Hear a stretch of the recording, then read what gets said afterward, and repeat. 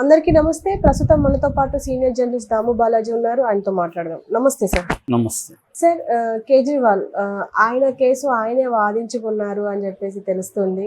అంటే అలా వాదించుకునే అవకాశం ఉంటుందా? అండ్ ఆయనకి లాయర్ ఉన్నప్పటికీ ఆయన కేసు ఆయన వాదించుకున్నారని తెలిసింది. అండ్ ఐక్యరాజ్య సమితి కూడా ఈయన కేసుని ఖండించిందని తెలిసింది. దీని గురించి మీరేం చెప్తారు? కేజ్రీవాల్ మొన్న యాక్చువల్గా కస్టడీ పొడిగింపు అడిగారు ఈడీ. ఆల్రెడీ 21 ఆయన అరెస్ట్ చేశారు. 7 రోజులు జైల్లో కస్టడీలో ఉన్నాడు. ఇంకా ఒక 10 రోజులు కావాలి.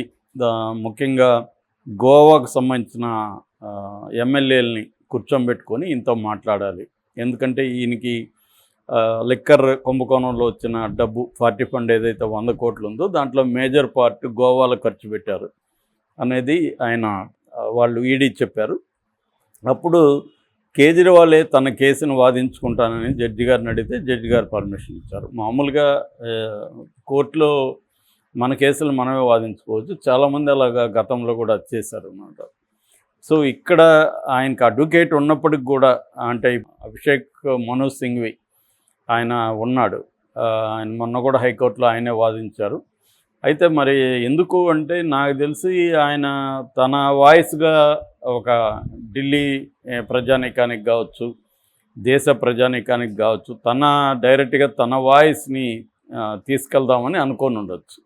ఎందుకంటే బయట మీడియాతో ఆయన మాట్లాడడానికి అలో చేయరు కాబట్టి కోర్టులో మీడియాతోనో ప్రజలకు తాను ఏం చెప్పదలుచుకున్నాడో అదే కోర్టులో చెప్పడం ద్వారా డైరెక్ట్గా తన వాయిస్ జనాల్లోకి వెళ్తుందన్న ఒక స్ట్రాటజీ ఆయన అమలు చేసినట్టుగా మనకి అర్థమవుతుంది.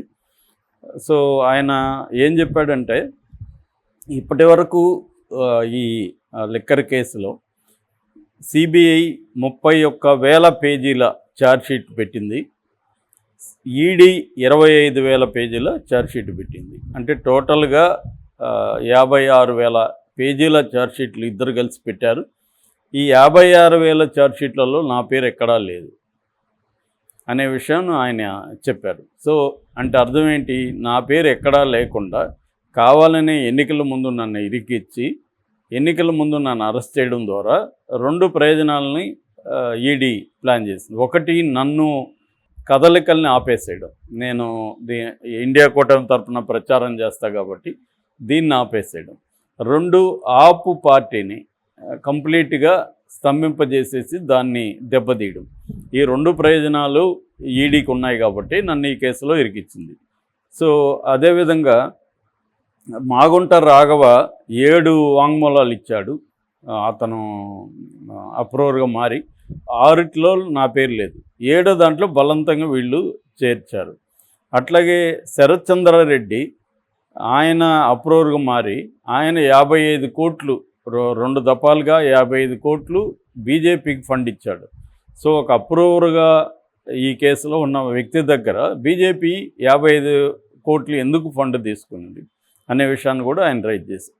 సో వీళ్ళిద్దరి వాంగ్మూలంలో బలవంతంగా నా పేరు చేర్పించి నన్ను అరెస్ట్ చేశారు తప్ప వేరే ఏ రకమైన ఎవిడెన్సు లేదు అనేది ఆయన చెప్పాడు. అట్లాగే గతంలో ఈయన కౌంటర్గా వేయడానికి టైం అడిగితే ఈడీ ఏమడిగిందంటే 3 వారాలు టైం అడిగింది.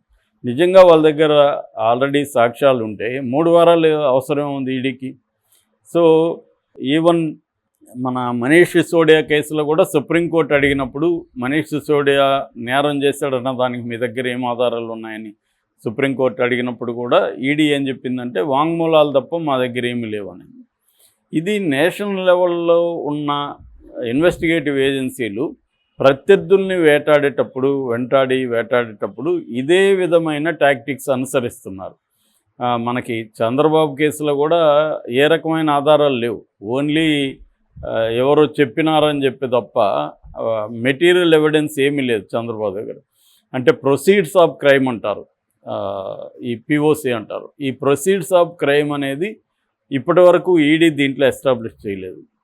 సో ఈవెన్ వివేకానంద రెడ్డి కేసులో కూడా హైకోర్టు అనేకసార్లు అడిగినప్పుడు అక్కడ కూడా వాళ్ళ దగ్గర ఓన్లీ దస్తగిరి వాంగ్మూలం తప్ప వేరే రకమైన ఎవిడెన్స్ ఏమి లేదు. గూగుల్ టేక్అవుట్ అవన్నీ చెప్పారు, మళ్ళీ వాళ్ళే అది అక్యురేట్ కాదని వాళ్ళే చెప్పారు. ఏ రకమైన మెటీరియల్ ఎవిడెన్స్ కానీ, ఏ రకమైన డాక్యుమెంటల్ ఎవిడెన్స్ కానీ, ఏ రకమైన సర్కమ్స్టాన్షియల్ ఎవిడెన్స్ కానీ లేకుండా ఓన్లీ వాంగ్మూలాల మీద బేస్ చేసుకొని అరెస్టులు చేసే సంస్కృతి విపరీతంగా పెరిగింది. ఆ వాంగ్మూలాలని వీళ్ళు ఎలా తీసుకుంటున్నారు?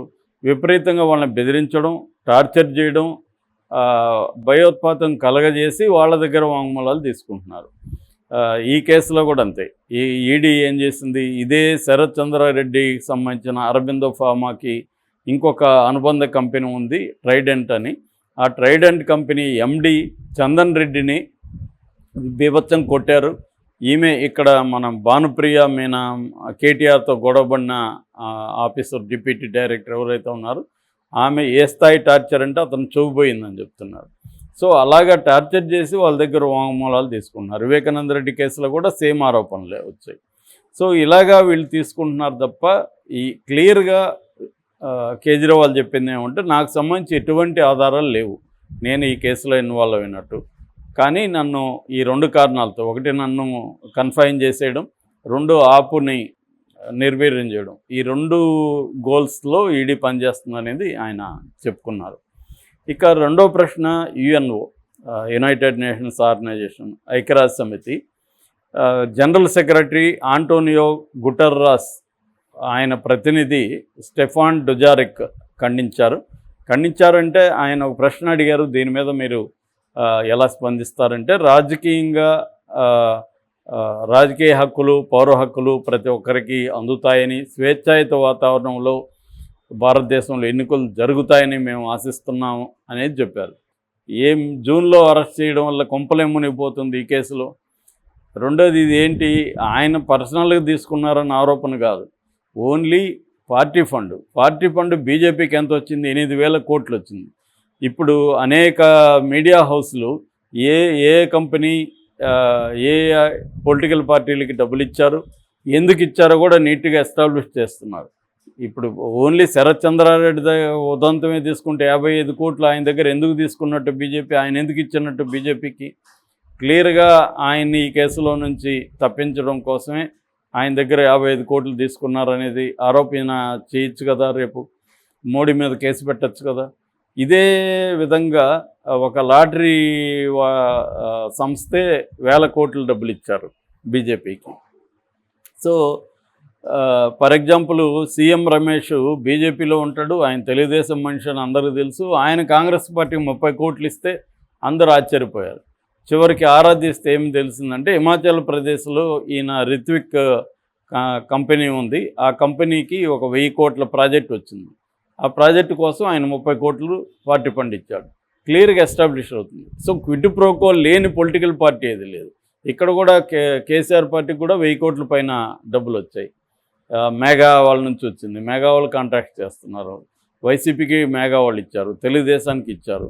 ప్రతి పొలిటికల్ పార్టీకి కంపెనీస్ డబ్బులు ఇస్తున్నాయి, దానికి సంబంధించిన ఫేవర్స్ వాళ్ళ దగ్గర నుంచి జరుగుతున్నాయి. సో ఇది కాబట్టి అవన్నీ పట్టించుకోకుండా ఓన్లీ కేజ్రీవాలే నేరం చేసినట్టు కేజ్రీవాల్ని అరెస్ట్ చేస్తున్నారు. మొన్ననే గాలి జనార్దన్ రెడ్డి బీజేపీలో చేరాడు. మరి గాలి జనార్దన్ రెడ్డి మీద ఎన్ని ఆరోపణలు వచ్చాయో మనకు తెలుసు. ఆయన జైల్లో ఉన్నాడు, ఆయన చివరికి జడ్జికి కూడా 200 కోట్లు ఇచ్చి బెయిల్ కోసం దొరికిపోయాడు. ఇలాగా అంటే ఎకనామిక్ అఫెన్సెస్లో ఉన్న వాళ్ళని అనేక మంది బీజేపీలో చేర్చుకొని వాళ్ళకి వాషింగ్ పౌడర్ నిర్మా పూసి వాళ్ళని క్లీన్ చేసేస్తున్నారు. ప్రతిపక్షంలో ఉంటే మాత్రం వాళ్ళకి ఈడీలు వస్తున్నాయి, జైలుకి పెడుతున్నారు. ఇది ఇప్పుడు ఓపెన్ అయిపోయింది, ఇది చిన్నపిల్లోడికి కూడా తెలిసిపోయింది ఈ విషయాలన్నీ. సో మోడీ తనకి ఎదురు లేదనే ఒక ఉద్దేశంతో చేస్తున్నట్టుగానే కనబడుతుంది. ఇది అంతర్జాతీయ సమాజం ఖచ్చితంగా దీన్ని ఖండిస్తుంది, గమనిస్తూ ఉంటుంది. Okay sir, thank you.